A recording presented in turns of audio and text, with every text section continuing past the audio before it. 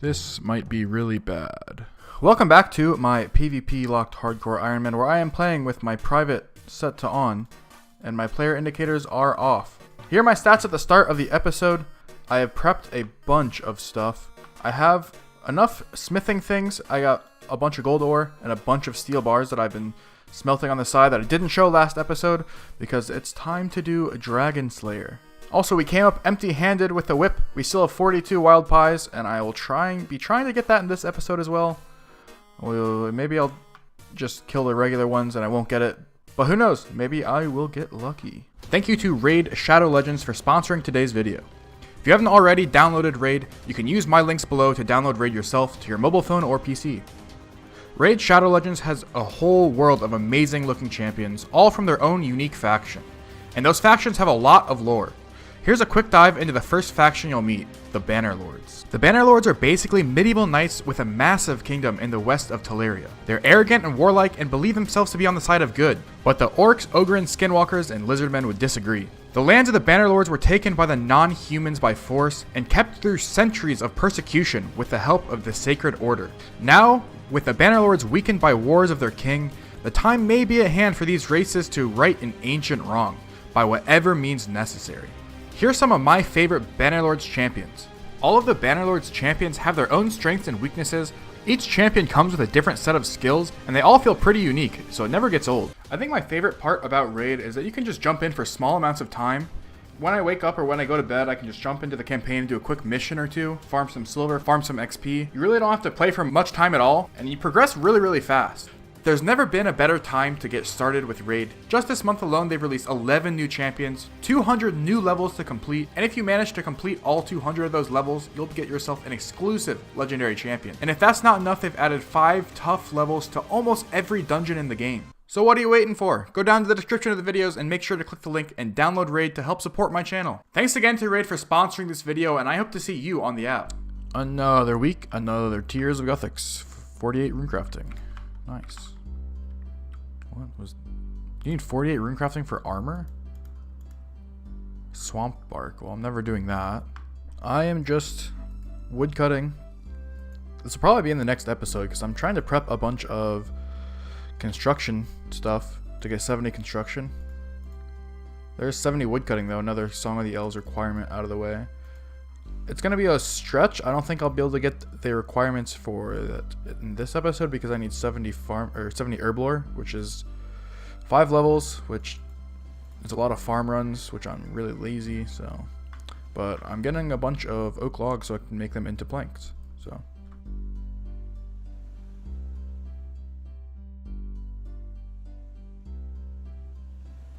I almost just died. Oh my god.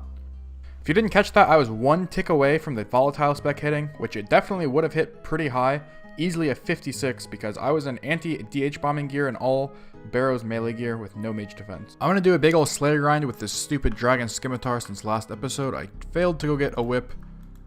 Hopefully I'll get 81 Slayer and then I'll go use my wild pies.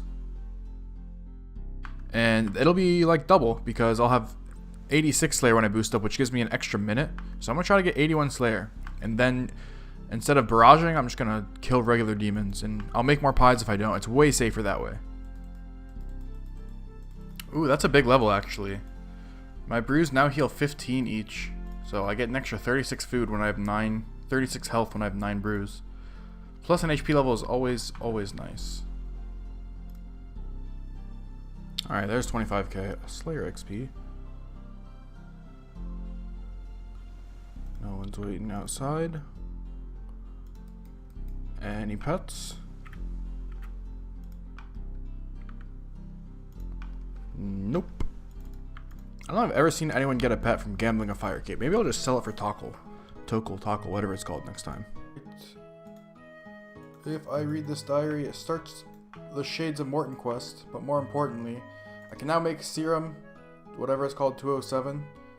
Which gives me another 12,000 herblore XP, so I can include that, and I have 67 herblore banked, which is pretty important, because that'll give me the level to +5 boost, and make ranging potions.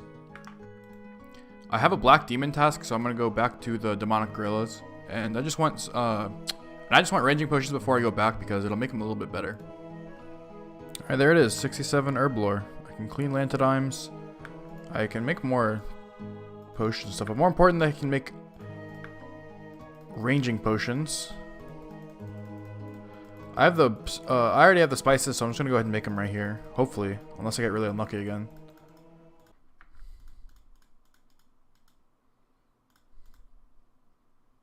Okay, I got it first try. That's insane. Alright, I didn't get unlucky. Alright, there are all of our ranging potions. I have so many potions to decant. I just made so many. Alright, decant these rangers. 76 ranging potions. That's enough for a good amount of stuff, of activities. I'll be using them for Zulrah and demonic gorillas mostly. Really nice to see on the account. I have 142 prayer potions. 80 restores almost. Potion tab is looking kind of nice, I'm not gonna lie. Alright, a quick agility level before bed. This is actually a decently big level. 73 agility. Because I can now use a potion, agility potion, and cross the Zulrah shortcut on the island there. And I just made a bunch of ranging potions, and then I got this very important level that a lot of people know is for Zulrah, so I think maybe I fools the hunter into thinking I'm going for Zulrah tomorrow, but I'm too tired for now. It's 3 a.m. Tomorrow we do the money gorillas, and hopefully get another Zenite.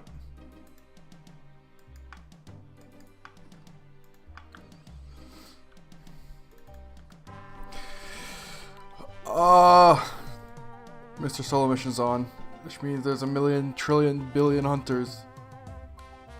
I literally only did like, I've been playing for 40 minutes. There's a little bit more than this because I reset. I did like 20 kills or something. 30 maybe.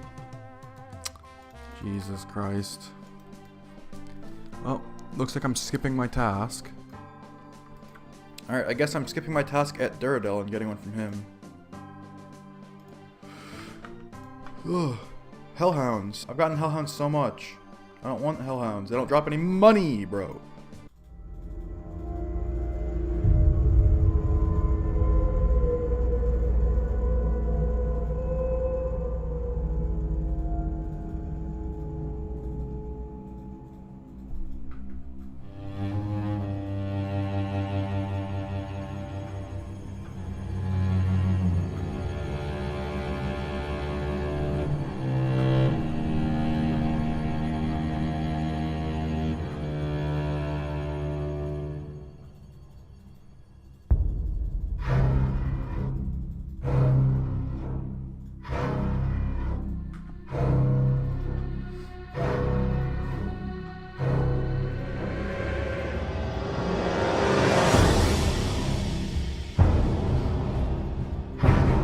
Hopefully none of these guys have a fire giant's task. That's really bad, they do.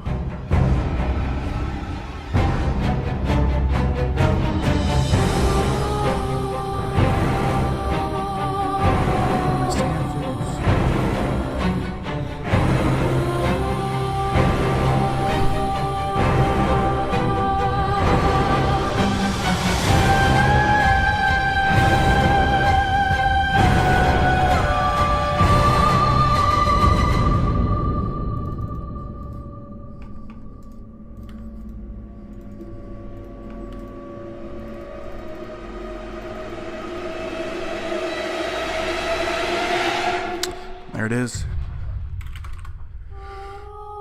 There it is. The hit squad. I'm free. I don't have to play this account anymore. I thought I would be safe in there, but they just hit off everything. Those are some nutty specs. It was a good run, honestly. I was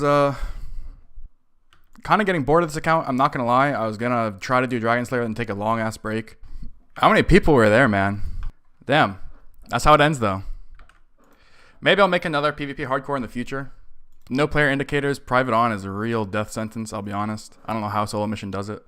I already know a lot of you are going to say some stupid stuff in the YouTube comments about how I should have tanked better. So I thought I would explain my thought process. I thought I was way safer in the Hellhounds area here than I actually was, because you can just run to some aggressive monsters, and if you get a tag on them, they can't tag you off because they need a Slayer task. And it just so happened that Solo Mission's Zerker had a Fire Giants task at the time.